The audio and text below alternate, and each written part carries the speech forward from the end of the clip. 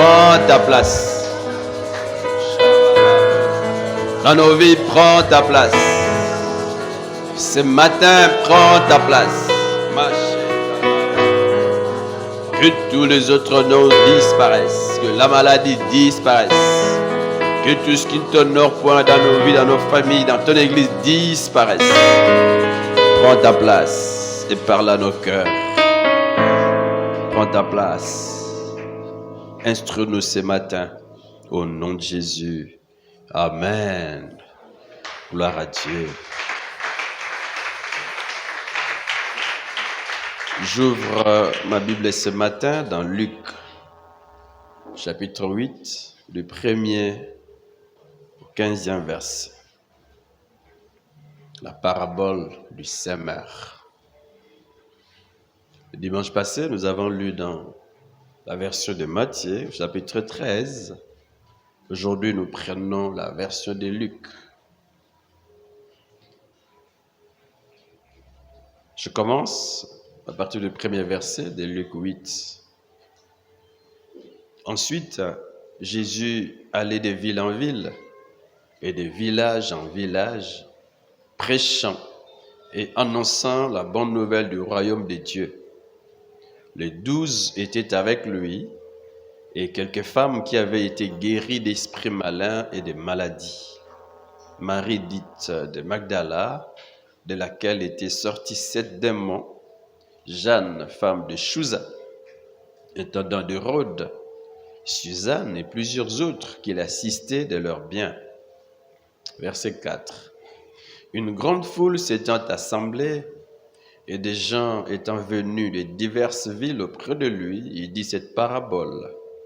Un semeur sortit pour s'aimer sa sémence. Comme il s'aimait, une partie de la sémence tomba le long du chemin. Elle fut foulée aux pieds, et les oiseaux du ciel la mangèrent. Une autre partie tomba sur le roc.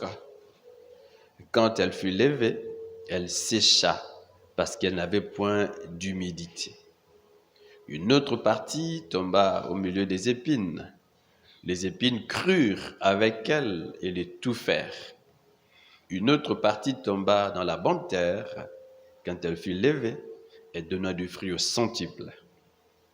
Après avoir ainsi parlé, Jésus dit à haute voix que celui qui a des oreilles pour entendre, entende. 9. Ses disciples lui demandèrent ce qui signifiait cette parabole. Matthieu dit en particulier. Lorsqu'ils se sont retrouvés seuls, il répondit, « Il vous a été donné de connaître les mystères du royaume de Dieu, mais pour les autres, cela leur est dit en parabole, afin qu'en voyant, ils ne voient point, et qu'en entendant, ils ne comprennent point. » 11. Voici ce que signifie cette parabole. La sémence, c'est la parole de Dieu.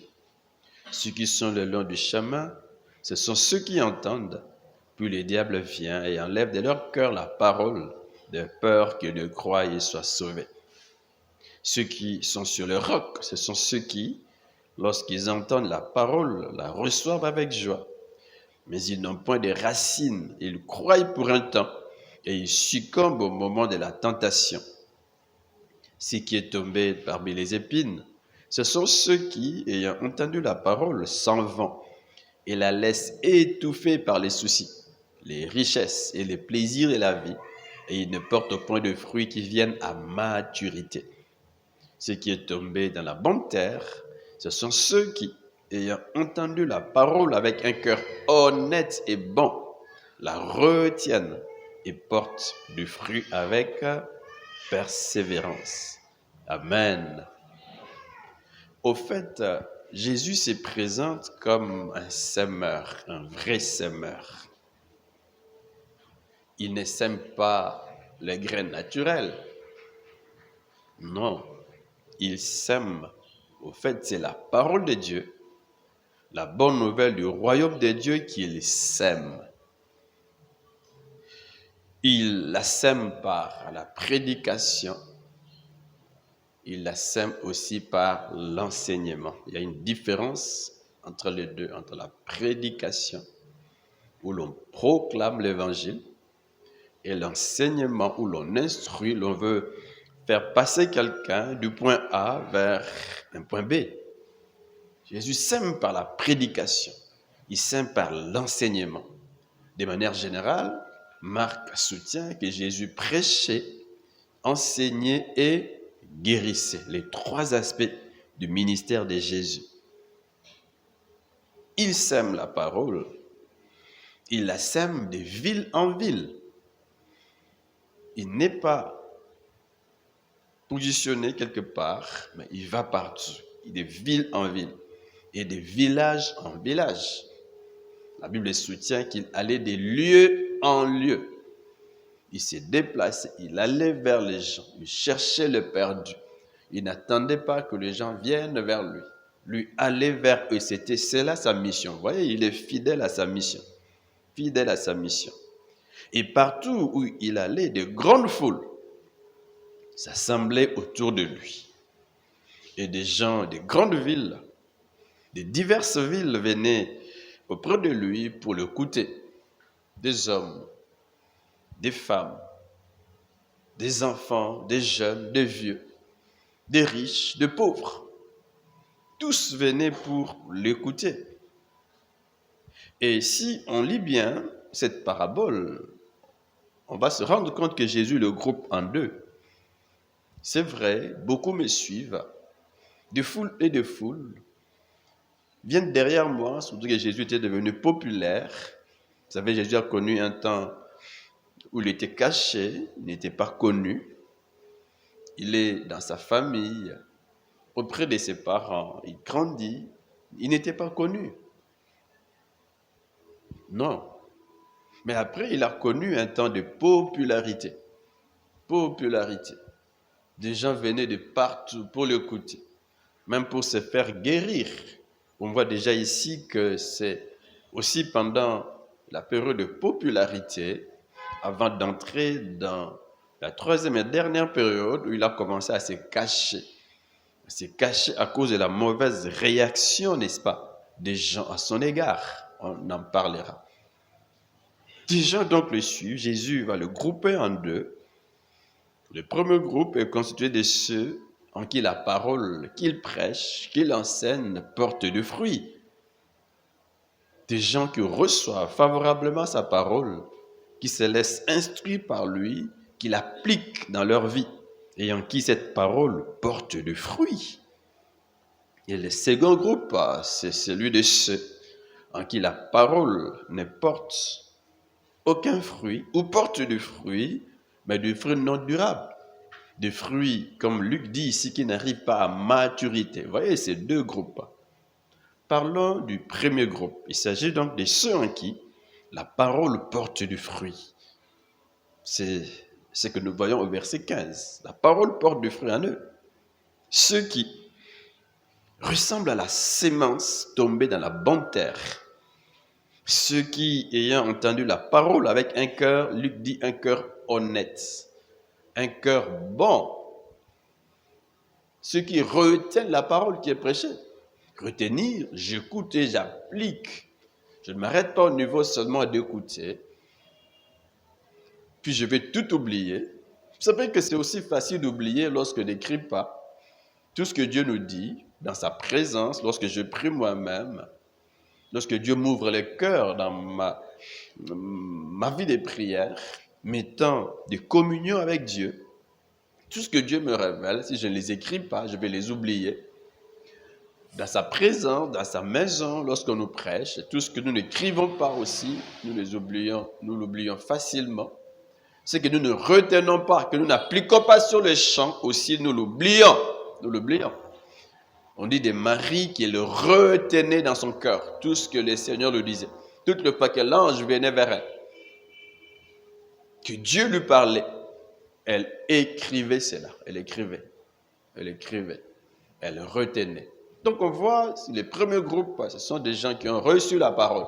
Je répète, j'utilise les mots de Luc, avec un cœur qui est comment? Honnête, ouvert à Dieu. Un cœur bon. Vous savez que Dieu cherche et où, disons, veut voir en nous ces cœurs bons. Dans l'Ancien Testament, on voit surtout Ésaïe qui disait à ses contemporains, si vous êtes honnête, si vous êtes honnête, si vous êtes docile, Ésaïe 1,18, si vous êtes docile, vous mangerez les meilleures productions du pays. Si vous êtes honnête, si vous êtes bon, si vous avez un bon cœur, il reçoit la parole avec un cœur honnête, un cœur bon, et il la retienne, Ce sont ceux-là qui vont porter du fruit, et du fruit avec persévérance. Donc il y en a parmi l'auditoire de Jésus, des gens qui ont une réaction positive à la parole. Je dis qu'ils ont un cœur honnête, un cœur bon, ils retiennent la parole. Et ce sont ces gens qui sont conduits à porter du fruit. Mais qui sont-ils ces gens? Qui sont-ils? Ceux qui ressemblent à la bonne terre. Et quels sont ces fruits dont nous parle Jésus? En tout cas, si on examine bien ces textes, on va trouver que ces textes ne répondent pas à ces deux questions. On ne précise pas ces gens, on ne les cite pas. Et on ne nous montre pas le fruit qu'ils ont produit à cause de l'action de la parole en eux. Mais seulement, mes frères, on sait qu'il y a des gens en qui la parole de Jésus avait produit une réelle transformation de vie. Une réelle transformation. À l'instar des deux catégories de gens dans les cercles de Jésus.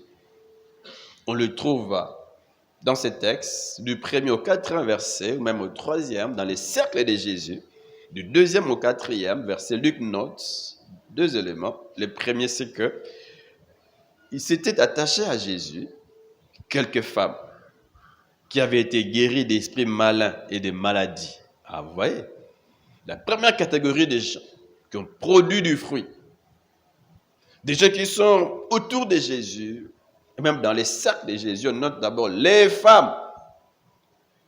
Les femmes en qui Jésus a rendu ministère. Elles étaient venues malades auprès de Jésus. Malades. Possédées, habitées par des démons. Vous savez que les démons prennent plaisir à détruire la vie des gens. Les démons peuvent détruire quelqu'un par l'extérieur. Une mauvaise influence qu'ils peuvent avoir sur la personne pour le pousser à poser des actes contre nature, pour le pousser à se détourner de Dieu, à avoir un cœur incrédule, un comportement anormal, influencé négativement de l'extérieur. Parfois, on ne sent pas cette influence. On ne va pas les démons nous influencer. Mais ils peuvent nous inspirer de mauvaises pensées, des mauvais desseins, des mauvais calculs, nous pousser à suivre des raccourcis, des jeunes qui suivent les raccourcis, en ce qui concerne les mariages, les raccourcis. Ça, c'est l'œuvre des démons. Dans l'église, des scandales, c'est l'œuvre des démons. Nous devons prier que ces choses soient loin de nous. L'œuvre des démons, l'incrédulité.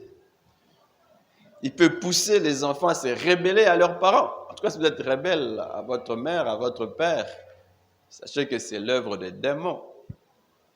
Il peut pousser des hommes à sortir, à laisser leurs épouses à sortir, à boire, à dilapider l'argent qu'il faut pour les soins de la famille. C'est les démons, c'est l'œuvre des démons. L'œuvre des démons. Donc, ils peuvent agir de l'extérieur, en poussant les hommes, comme je l'ai dit, à poser toutes sortes d'actes mauvais. Mais ils peuvent aussi agir de l'intérieur. Là, ils prennent le contrôle de celui en qui ils habitent, un contrôle qui peut être permanent. Les démons peuvent troubler quelqu'un de manière permanente. C'est dans les cas de la folie. Un fou est possédé de manière permanente. Il y a un effet intermittent. Non, en fait, un effet toujours. Une possession. Mais ils peuvent aussi agir par intermittence. À un moment donné, ils viennent, ils vous poussent à poser des actes. Vous ne savez pas comment, mais vous les posez. Est-ce que vous me suivez? Des démons. Et ces femmes, on dit que les unes étaient malades. On ne sait pas de quelle maladie ont-elles souffert, mais ce qui est vrai, c'est que Jésus, c'est le grand médecin de tout le temps. Il guérit toutes sortes de maladies, même celles jugées incurables. Il guérit même des maladies intérieures, des maladies psychosomatiques. Il y a des gens qui souffrent. Du point de vue extérieur, ils semblent être en bonne santé, mais lorsqu'ils se retrouvent seuls, ils pleurent. Le cœur est troublé, ils n'ont point de paix. Ils n'ont point de paix. Ils sont troublés. Peut être donc malade dans son corps, mais on peut aussi être malade dans son âme. Et c'est grave parce que la maladie de l'âme se manifeste dans le corps et on ne sait pas la traiter. Donc on peut être malade dans son corps, mais on peut aussi être malade dans son âme. Et ces femmes viennent à Jésus, elles sont guéries et elles sont libérées de l'oppression, elles sont libérées de la possession démoniaque. Elles vont croire en Jésus. Elles croient en Jésus, elles sont totalement délivrées. La grâce de Dieu, on voit, n'a pas seulement touché leur vie intérieure, leur cœur, leur esprit, leur âme, mais aussi leur corps, la grâce tout entier. Elles ont été touchées, guéries parce que Jésus sauve l'homme dans son intégralité. Il touche l'âme, il touche le corps. Et désormais, ces femmes restent attachées à Jésus. Attachées. Pas seulement qu'elles sont attachées en suivant Jésus, mais elles deviennent ses partenaires. Alléluia. Les membres du soutien de son ministère. Si Jésus était organisé dans son groupe missionnaire,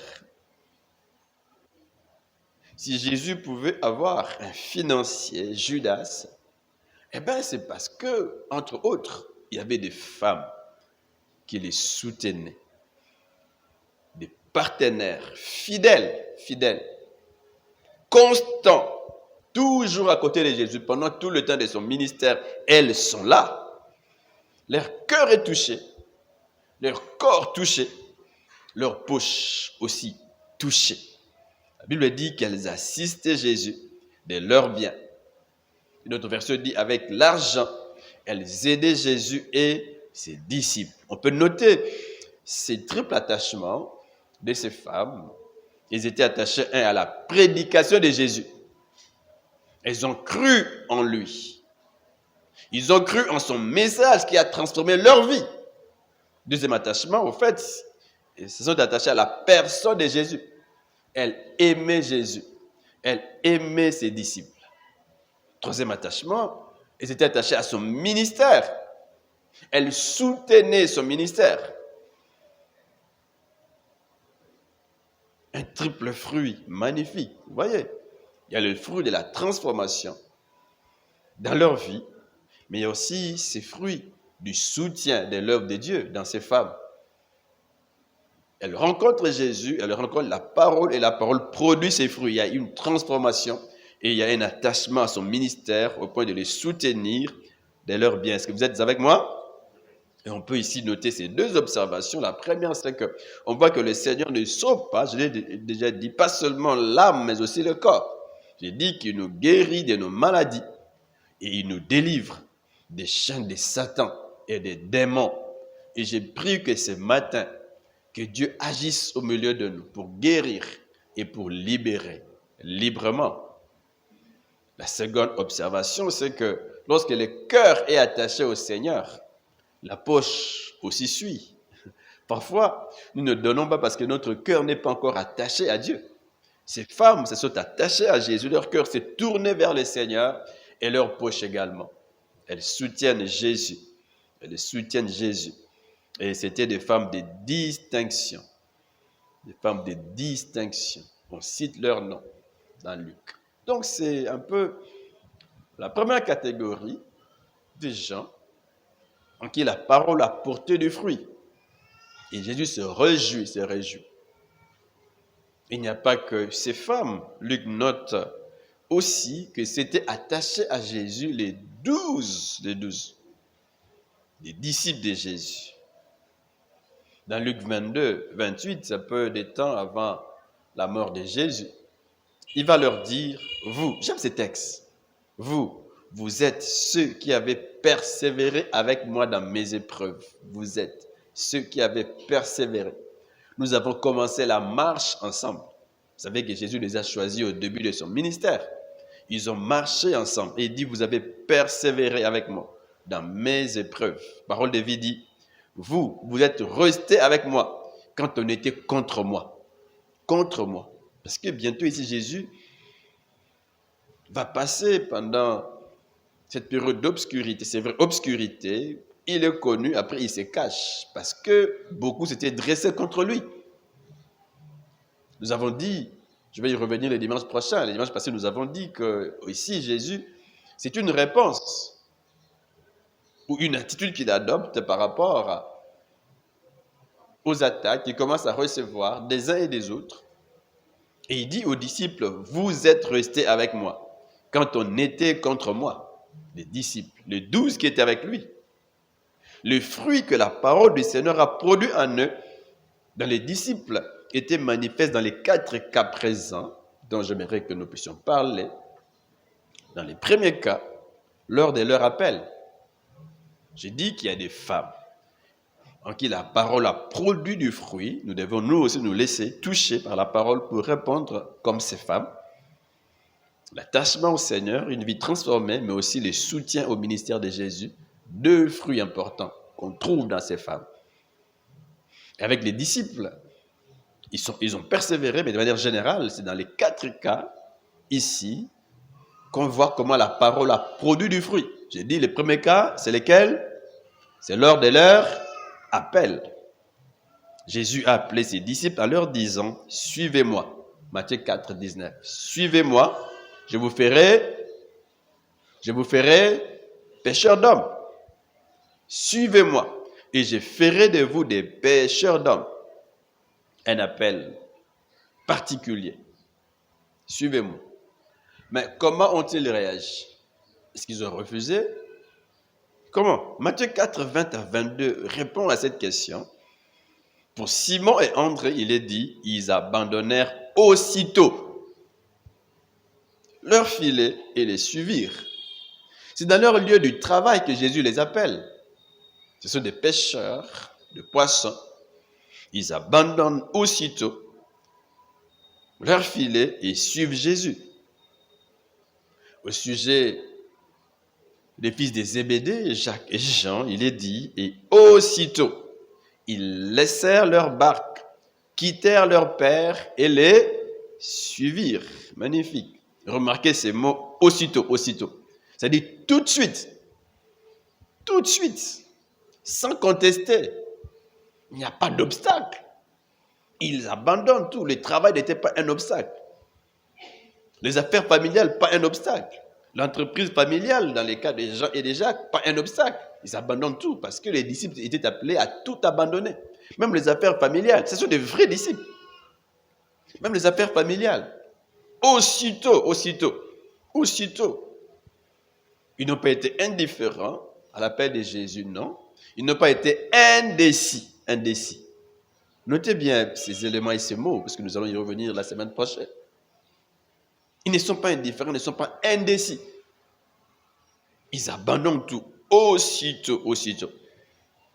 Nous notons donc que Jésus leur a dit, suivez-moi.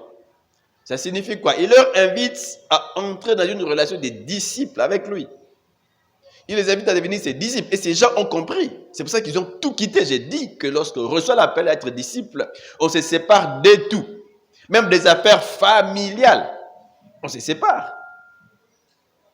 C'est pour cela qu'un homme a dit à Jésus, laisse-moi d'abord aller enterrer mon père. Laisse-moi d'abord aller régler les affaires familiales. Réfléchir au sujet de mon héritage. Je ne peux pas tout abandonner comme ça. Donne-moi d'abord le temps de régler l'affaire de mon héritage. Régler les affaires familiales. Jésus dit non. Si tu mets la main à la charrue, tu ne peux pas retourner en arrière. Est-ce que vous êtes avec moi? Ils n'ont pas été indécis. Ils n'ont pas hésité. Ils ont tout abandonné. Tout abandonné. la barque, les filets. Ils ont accepté cela sans détour. Et c'est le fruit que Dieu attend de nous. Le fruit que ces gens manifestent. Ils deviennent les disciples de Jésus. Le fruit que Dieu attend de nous, qui écoutons sa parole, c'est que nous devenions ses disciples, les disciples de Jésus. Un disciple s'attache à son maître. On voit comment ces disciples se sont attachés au maître. Ils étaient avec lui partout, ils l'aimaient. Ils ont développé l'amitié, une relation. Être disciple, c'est entrer en relation avec le maître, une relation profonde. Je deviens son disciple. Je m'attache à son enseignement, je l'applique. Elle me change. Les disciples s'attachent à l'enseignement de son maître et aussi à la vie de son maître. Pas seulement à l'enseignement, mais aussi à la personne de son maître. À la personne. Est-ce que vous me suivez?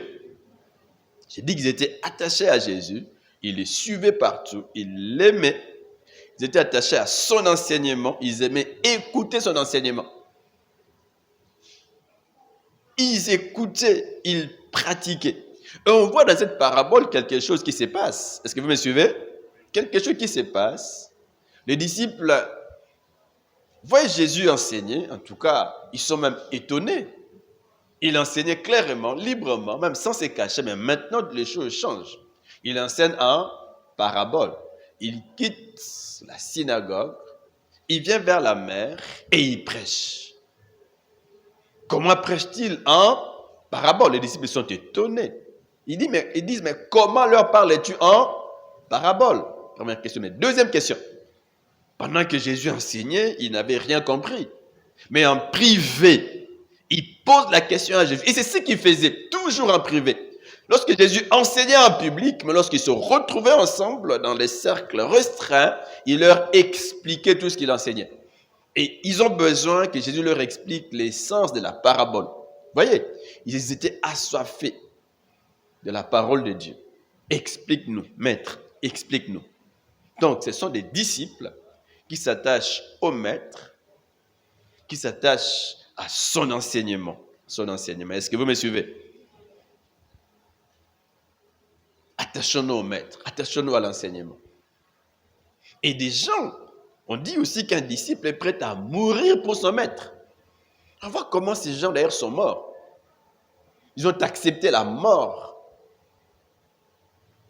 à cause de leur maître. Sommes-nous des disciples de Jésus? Sommes-nous attachés à lui? Avons-nous de l'amour pour le maître? Sommes-nous attachés à son enseignement? Nous l'écoutons, nous le pratiquons, nous le lisons. C'est ce que nous faisons? Et même sommes-nous prêts à mourir pour lui? Ou même à tout renoncer pour lui? Les apôtres ont renoncé à tout. Je ne vous demande pas d'arrêter votre travail, à moins que vous ayez un appel particulier. Je ne vous demande pas de quitter père, mère, pour suivre Jésus. Et je ne vous demande pas, comme on le suit dernièrement, avec des hérésies. Je ne vous demande pas, comme un homme qui a tué son fils, parce qu'il veut faire comme Abraham. Non. Sommes-nous prêts à renoncer à tout, à nous-mêmes? Renoncer à nos désirs égoïstes pour Jésus. Sommes-nous prêts à mourir pour lui? Sommes-nous prêts? En tout cas, c'est le fruit que le Seigneur veut voir en nous. Comme c'est le cas avec des disciples qui vont tout quitter et devenir ses disciples. Amen. Deuxième cas, on le voit dans leur témoignage après leur appel. Lors de leur appel, ils renoncent, ils quittent tout pour devenir des disciples de Jésus. Jésus nous demande aussi de devenir ses disciples. Il y a un appel à devenir ses disciples. Mais on voit aussi dans leur témoignage. Leur contact avec Jésus les a poussés à amener leurs amis et leurs frères au Seigneur. Ils ont rencontré Jésus et ils ont été poussés à amener leurs amis et frères au Seigneur. Jésus a trouvé André. André a trouvé Pierre. Pierre a trouvé Philippe. C'est vrai que Philippe était aussi entré en contact avec Jésus. Un cercle d'amis. Et Philippe va croiser les bras? Non. Philippe va trouver Nathanaël, un cercle d'amis. C'est au milieu de ces cercles, n'est-ce pas, que la parole est prêchée. Nous devons nous trouver un cercle d'amis pour devenir meilleurs. Je vis dans un cercle d'amis, mais il faut que si je rencontre Jésus, que mon cercle d'amis aussi le rencontre. Amen. On le voit aussi avec Matthieu dans Luc 5, 27 à 28. Jésus trouve Matthieu. C'est lui le semeur, il sème. Au départ, il trouve André, il sème André, et André répond positivement. Il vient, il s'engage à suivre Jésus. Et André va trouver Pierre, je l'ai dit, jusqu'à ce que Nathanaël vienne aussi vers Jésus. Maintenant, il trouve Matthieu. Et Matthieu, il va trouver ses amis publicains, d'autres personnes, il va organiser un banquet. Il amène Jésus vers ses amis, tout comme Pierre a amené Jésus dans sa belle famille. Matthieu va amener Jésus dans le cercle de ses amis, des publicains, qui vont eux aussi manger avec Jésus, qui vont rencontrer Jésus. La Bible ne dit rien de la suite, mais c'est sûr que leur vie n'était plus restée la même. On voit que chaque personne évangélisée est devenue un évangéliste. Ça, c'est un autre fruit. On m'a évangélisé, mais je deviens aussi un évangéliste auprès de mes amis, auprès de ma famille, de mes frères.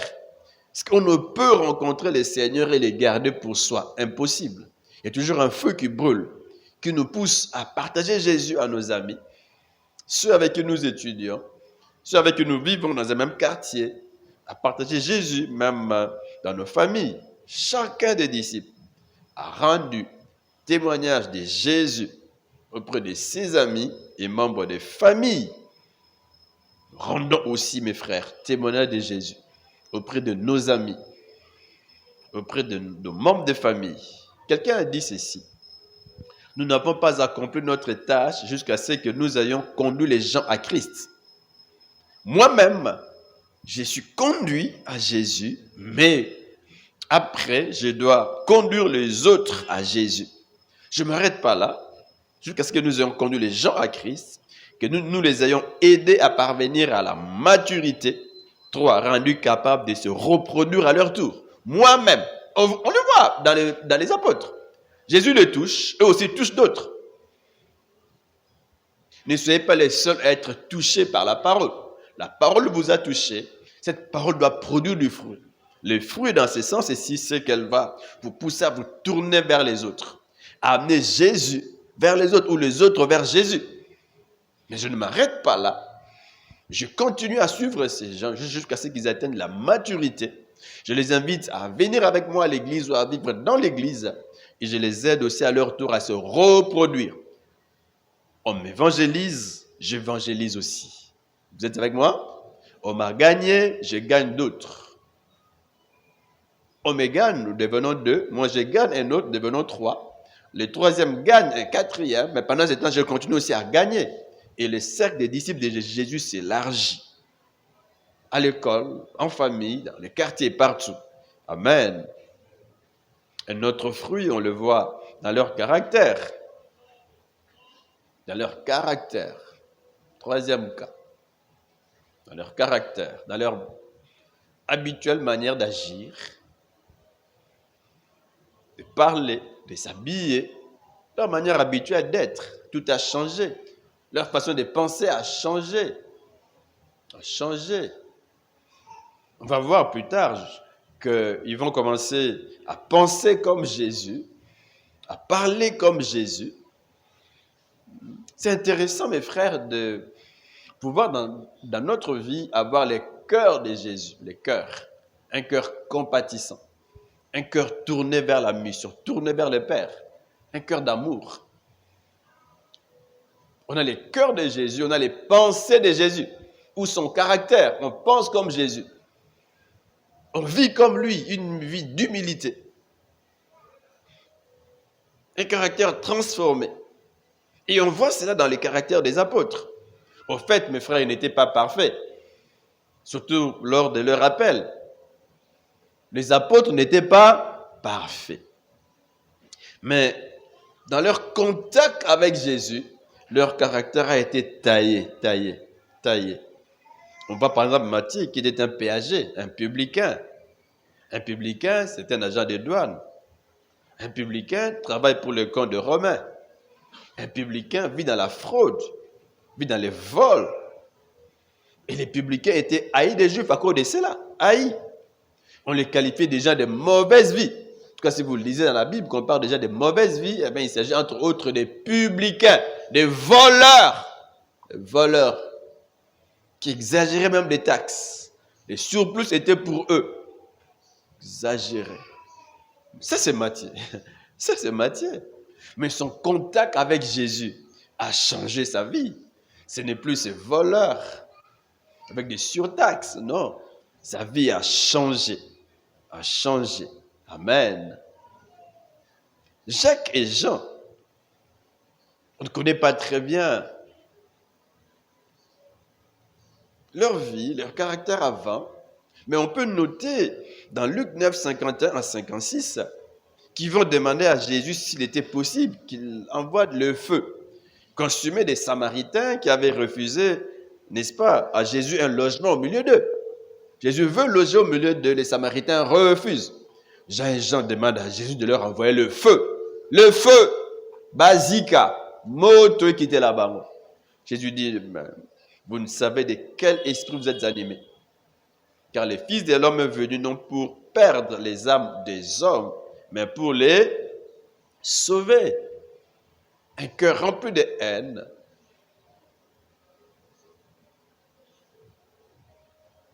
répond par l'injustice à l'injustice.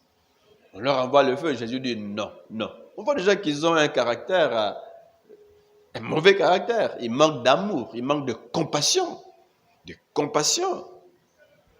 Mais plus tard, lorsqu'on parle de l'apôtre de l'amour, on fait allusion à qui? À Jean. C'est lui qui le plus a parlé de l'amour. Aimons-nous les uns les autres. Jésus a été le premier à nous aimer. Tout a changé en eux. Il n'y a plus ce désir de vengeance, de répondre par le mal, non, par l'amour, pas de haine. Leur caractère a complètement été changé. Un fruit magnifique que Dieu veut voir en nous, que la parole que nous écoutons ou que nous avons accueillie doit produire en nous. Jacques et Jean, leur vie a complètement changé. Jacques était même prêt à donner sa vie pour Jésus. On l'arrête et on le décapite. Toujours Jacques et Jean, les fils des Zébédée, on voit qu'ils, dans Marc 10, 37, ils veulent occuper des positions importantes dans le royaume. Position importante. Ils ont dit à Jésus, accorde-nous d'être assis l'un à ta droite et l'autre à ta gauche, Jésus, quand tu seras dans ta gloire. Ils suivent l'enseignement de Jésus, ils comprennent que Jésus, c'est le Messie. Il viendra dans sa gloire. Alors, ils veulent occuper de positions d'honneur et d'autorité, permet que l'un de nous soit où? À ta gauche, l'autre à ta droite. Pas eux, mais moi et mon frère. Ils veulent de positions d'honneur. Et même tous les disciples se demandaient, mais qui est le plus grand parmi nous? Qui est le plus grand? Luc dit, mais qui est le plus important? Luc 22, 24 à 27. Qui est le plus important parmi nous? Le plus important. Le plus important. Et Jésus va les éduquer à l'humilité. Les inviter au service, non pas à la course au pouvoir. Qui est le plus grand? Nous sommes au nombre de 12. Est-ce que c'est Pierre? Est-ce que c'est Jean? Mais qui est le plus grand? Dis-le-nous. Jésus dit non. Le plus grand parmi nous, c'est celui qui sert. Le plus grand, c'est celui dans le royaume. Le plus grand, c'est celui qui sert. Qui est au service des autres. Qui est au service de Dieu. Jésus va donc les amener à être humbles, à posséder son cœur. J'ai dit que les disciples, finalement, ont possédé le cœur de Jésus. Un cœur humble, un cœur, n'est-ce pas, rempli de compassion et d'amour.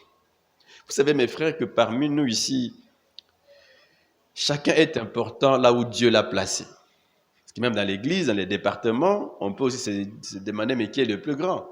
Autour du pasteur, qui est le plus grand? Ça peut arriver, parce que nous sommes des hommes. On peut se donner à cette course de pouvoir, au pouvoir, chercher les honneurs.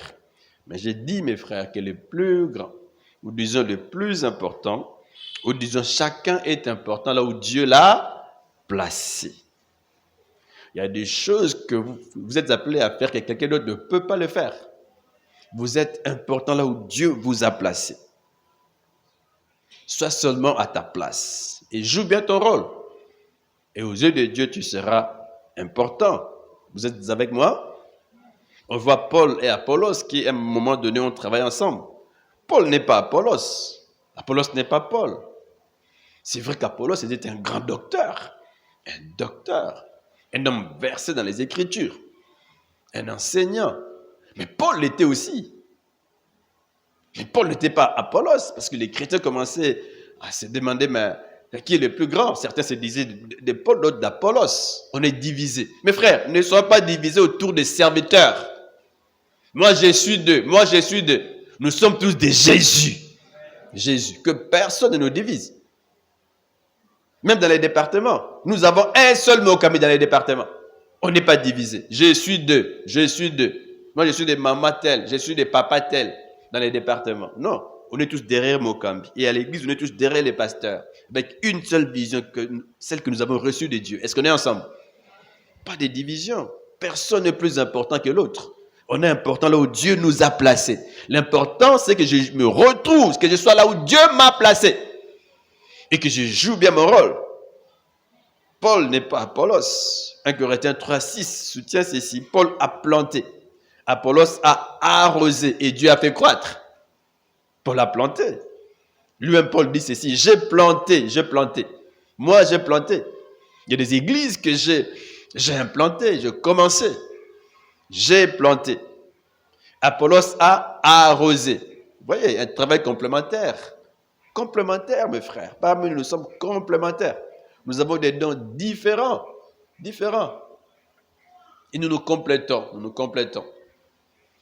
Jacques Verneau, le pasteur, disait, c'est que Noé chante, c'est ce que je prêche. On est complémentaires. Nos frères nous amènent dans la présence de Dieu, dans l'adoration, la louange, et préparent nos cœurs à prier, à écouter Dieu. Complémentaires, nous le sommes, complémentaires. Voyez, complémentaires. J'ai planté, Apollos a arrosé. Mais qu'est-ce que Dieu a fait? Dieu a fait croître. C'est l'action de Dieu qui compte finalement. Nous sommes que des serviteurs inutiles.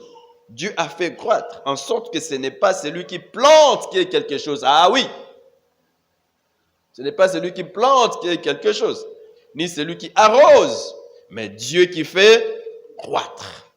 Celui qui plante et celui qui arrose sont égaux. Celui qui prêche Dieu des êtres chers et la personne qui a balayé les matins, ils sont égaux. Celui qui chante et celui qui intercède sont égaux. Celui qui arrose et celui qui plante sont égaux. Et chacun recevra sa propre récompense selon son propre travail. Sa propre récompense. Chacun recevra quoi? Sa propre récompense. Votre récompense ne sera pas la mienne ne sera pas la vôtre. Votre récompense en fonction de votre propre travail, de votre portion de mission. Je l'ai dit que chacun a une portion de mission. J'ai ma portion de mission en tant que pasteur ici. Je recevrai ma récompense selon mon propre travail. Si je le fais bien, vous recevrez votre propre récompense selon votre propre travail. Quel est votre travail? Que chacun soit là où Dieu l'a placé. Paul conclut au verset 9, il dit, car nous sommes ouvriers avec Dieu. Amen. Intéressant. Donc on voit comment les apôtres n'étaient pas parfaits, Mais leur contact avec Jésus a transformé leur vie. Transformé leur vie. Jean et Jacques, leur vie changée. Matthieu, sa vie transformée. Et même Pierre, trop zélé, il comptait sur lui-même. Jésus lui a dit, tu vas me régner. Au début, il comptait sur lui-même. Jésus dit, mais tu vas me régner. Il dit, non, je ne te régnerai pas. Il comptait sur lui. Mais à la fin de la vie, du ministère de Jésus, tout a changé. Jésus lui dit, il lui pose la question, Pierre, m'aimes-tu?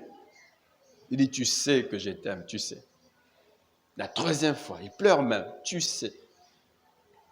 Quand tu seras vieux, quelqu'un d'autre va te ceindre. Quelqu'un d'autre. Pierre ne compte plus sur lui-même, sa vie a changé, surtout lorsque l'Esprit est descendu sur eux. Vous voyez qu'il y a eu une transformation graduelle dans leur vie. Leur caractère était changé. Pierre, c'est lui, n'est-ce pas, à qui Jésus a dit, arrière de moi, Satan. Il s'est fait l'interprète de Satan. Vous voyez, arrière de moi, Satan, Pierre. Satan l'utilise. L'utilise. Arrière de moi, Satan. On voit, mes frères, que bien après, sa vie a complètement changé. Bref, Jésus a formé ses disciples et a forgé leur caractère. C'est un autre fruit que le Seigneur veut voir en nous. Un caractère transformé. Transformé. Je ne suis plus ce que j'étais avant. Ma vie a changé, mon caractère aussi a vraiment changé. On voit que Jésus a d'abord travaillé en eux avant de travailler par eux. Dans l'œuvre de Dieu, ce ne sont pas d'abord les dons, les talents que le Seigneur veut voir en nous, mais d'abord le fruit. Le fruit. Je dis toujours que peu importe votre talent, peu importe vos dons, peu importe, s'il n'y a pas de fruit en vous, on ne vous confie pas de responsabilité. S'il n'y a pas de fruit en vous, vous ne travaillez pas dans les départements. D'abord le fruit. Le fruit. On a pasteur, on a reçu tel frère qui vient de telle église, il sait jouer à la musique, il sait. Mais est-ce que sa vie? Quelle est sa vie? A-t-il suivi les enseignements? Fait-il preuve d'une vie transformée? Sinon, non. Est-ce que vous me suivez? Sinon, non. Vous êtes dans les départements, vous avez les dons, vous chantez bien, vous prêchez bien. Oui, mais votre fruit, vous produisez quel fruit? Quel fruit? S'il n'y a pas de fruit, eh bien, même si vous êtes dans les départements, vous quittez les départements. On doit veiller à ça, nous qui dirigeons les départements. S'il y a un membre, s'il y a un ouvrier qui vit mal, il faut le dire. Il ne peut plus continuer à travailler. Pour Dieu, ce qui compte, ce n'est pas d'abord les talents. Est-ce que vous me suivez? Ce n'est pas d'abord le don. Ce n'est pas d'abord la connaissance que j'ai. C'est cette vie-là. Jésus a appelé ses disciples pour être d'abord avec lui. Avant de les envoyer prêcher. Pendant 3 ans, ils sont restés là. 3 ans. Souvent, nous avons du mal à nous asseoir pour apprendre. On est pressé, on veut sortir pour aller commencer directement. Allez. Il y a le feu qui brûle là-bas. Oui, le feu. Mais est-ce que ce feu-là déjà transformé? Laisse ce feu bien te brûler pour que ton cœur soit complètement changé, tourné vers Dieu. Que ton caractère soit complètement changé. Changé. Regardez Moïse. Sala a délivré le peuple. Il se croyait capable de délivrer Israël. Il tue l'Égyptien. Il se croyait fort. Mais mes frères, ce sont des problèmes qu'il a cherché contre lui-même, n'est-ce pas vrai? Est-ce qu'il est resté dans les palais royaux? Il a fui. Ah, vous voyez? Il a fui. Tu veux accomplir une mission, oui, mais attends le moment de Dieu. Que Dieu puisse te tailler. Regardez les princes qui fuient et qui va vivre où? Très loin. Comme qui? Comme un berger. Il devient berger. Le prince devient berger. Oui, mes frères, si on reste prince, on ne peut pas bien travailler pour Dieu. On doit devenir berger. Parce qu'on doit avoir le cœur du berger. Le prince fait ce qu'il veut. Il y a des gens qui font ce qu'ils veulent. Ce qu'ils veulent. Ils n'ont jamais renoncé à eux-mêmes. Ils ne sont jamais prêts à suivre Dieu là où il veut le conduire. Moïse, débarrassé de la propre confiance en lui-même, il devient un berger. Je dis que le prince fait ce qu'il veut, n'est-ce pas vrai? Il a des serviteurs autour de lui. Il ordonne. Et la chose s'est faite, s'accomplit. Mais les bergers suivent là où ses brebis l'amènent. Le berger va là où il y a le pâturage, le vert pâturage. Ce n'est plus ce qu'il veut, mais ce que veulent ses brebis. De l'eau. Il va chercher de l'eau, pas pour lui-même d'abord, mais pour ses brebis. Il cherche de l'eau. Il cherche de l'eau. Il rend l'abreuvoir. Est-ce que vous me suivez? Mais 40 ans après, lorsque Dieu vient vers Moïse, Moïse va en Égypte. Moïse a dit, Alléluia, je le savais. Oh, je pars. C'est ça? Il dit, je ne sais pas parler. Il a peur, il tremble. Ah, c'est ça. Son cœur a été transformé. Il ne se sent pas prêt, mais avant, il se sentait prêt. C'est ça, avec Dieu. D'abord, il travaille en nous. Il travaille. C'est important, mes frères. Parce que même dans les ministères, il y a plusieurs circonstances qui arrivent. Même des gens qui peuvent vous injurer des faces comme ça. Aux faux pasteurs. Sukonin. Au gangela, au laquelle ni mabe. Si le cœur n'a pas encore été touché de travailler pour Dieu, mes frères, on risque de tomber dans les scandales de toutes sortes. Est-ce que vous me suivez? D'abord, visons le caractère dans les départements. Visons le caractère pour nous-mêmes. C'est un fruit important que Dieu veut voir en nous. Les caractères. Jésus a d'abord travaillé les disciples. Travaillé. Pas seulement qu'il leur a enseigné, mais il a aussi veillé que leur vie soit une vie transformée. Qu'ils aient un bon caractère. Un bon caractère. Alléluia. Leur vie n'était plus restée là même. La parole a produit du bon fruit dans leur vie. Un caractère complètement changé. Ouvrons une parenthèse ici, puisque... mon Dieu. Bon, ouvrons cette parenthèse avant d'arrêter. Parlons un peu de Pierre. Juste une parenthèse, j'ai dit. Vous savez que, notons ce premier élément dans la vie de Pierre, c'est que Jésus l'a réprimandé plusieurs fois. Plusieurs fois. Jésus a télémélé le belé, mais il n'a jamais quitté les cercles des disciples. Dans Matthieu 16, 21 à 23, on peut noter ceci. Jésus commença dès lors à montrer à ses disciples qu'il lui fallait aller à Jérusalem, souffrir beaucoup de la part des anciens, des principaux sacrificateurs et des scribes, être mis à mort et ressusciter le troisième jour. Pierre les prit à part et s'est mis à lui faire des reproches en disant « À Dieu ne plaise, Seigneur, cela ne t'arrivera pas. » À Dieu ne plaise. Mais Jésus se retournait et dit à Pierre, arrière de moi, Satan. Tu es pour moi un scandale, car tes pensées sont celles de Dieu. C'est ça? Tes pensées ne sont pas celles de Dieu, mais celles des hommes. Pierre se croit plus sage que Jésus. Il les prend à part. Oh, mon ami, il y a beaucoup de commentaires que l'on peut faire ici. Même par rapport aux collaborateurs. Beaucoup, mais on le dira ensemble, lorsqu'on sera ensemble.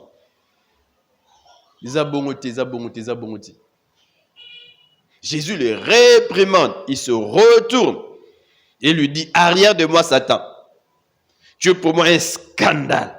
Dans Marc 8, 33, Marc dit, Jésus se retourna et regardant ses disciples, réprimanda Pierre au milieu des autres, il les réprimande. À l'obélier, non Pierre, non, arrête de moi Satan. Et Pierre dit, voilà, natiki nangai, nalongwe nangai. C'est ça? Vous savez que nos responsables peuvent même nous réprimander. On peut nous faire réfléchir, on nous faire raisonner, on peut, excusez-moi, nous caresser, en guillemets, nous conseiller, nous prodiguer des conseils. On peut discuter ensemble. Parce que ça ne va pas. Mais on peut aussi nous réprimander. Mais quelle est notre réaction? Celui qui a un mauvais cœur va quitter, va réagir négativement. Mais Pierre reste, n'est-ce pas vrai? Il reste, Pierre, il reste. Il a un cœur qui se laisse transformer par Jésus. On le réprimande, il accepte, il reste là. Et plus tard, Jésus lui dit, Pierre, tu vas me régner. Pierre le bien, confiance dans ton moni. Ngai. Tu vas me régner. C'est ça? Non. Mais plus tard, il va se rendre compte que Jésus avait raison. Et il retourne vers Jésus dans la confession. Ça, c'est un vrai disciple. Peu importe les réprimandes, peu importe, même l'attitude, entre guillemets, incorrecte de mon responsable vis-à-vis de moi, je reste. D'ailleurs, c'est pour mon bien, c'est pour que ma vie soit transformée, c'est pour que mon caractère soit transformé. Il ne faut pas seulement que pasteur... Mais le pasteur aussi peut dire, non, je ne suis pas d'accord. Non, pas ça. Non, je ne veux pas ça. Cette attitude, non, je ne suis pas d'accord avec ça. Je peux, en tant que pasteur, le dire quand je sens que ça ne va pas. Mais on va dire, surtout si l'église grandit, souvent, c'est ce qu'on dit, c'est par expérience. Les gens disent, voilà, l'église, Isaïe Mouké, un petit comme fier. Non, je ne suis pas fier, je protège l'œuvre de Dieu. Est-ce que vous êtes avec moi? On ne joue pas avec l'œuvre de Dieu, on ne joue pas. Ce n'est pas un problème de famille. Comme Jean et Jacques, tiens, à gauche, à droite, Jésus dit, attention, vous ne comprenez rien. Est-ce qu'on est ensemble? Pierre est resté là. Et même quelque chose d'intéressant dans la vie de Pierre. Pierre est prêt à mourir pour Jésus. Prêt. Vous voyez, il est attaché non pas seulement aux enseignements de Jésus, mais aussi à la personne de Jésus, prêt à mourir. C'est vrai qu'il comptait sur lui-même. Mais bien après, il commence à compter sur Dieu. Et Pierre est réellement mort. Crucifié tête en bas. Mais avant, il n'était pas encore prêt. Jésus dit, tu n'es pas encore prêt. Tu n'es pas encore prêt. Mais sa vie a été transformée. Peu importe tout ce que nous pouvons prendre comme décision. Si la parole ne le transforme pas encore, ce sera des décisions qu'on prend aujourd'hui, mais demain, on y revient. On a tiki Marie-Jeanne, mais après, on sous Marie-Jeanne. Il faut d'abord mourir.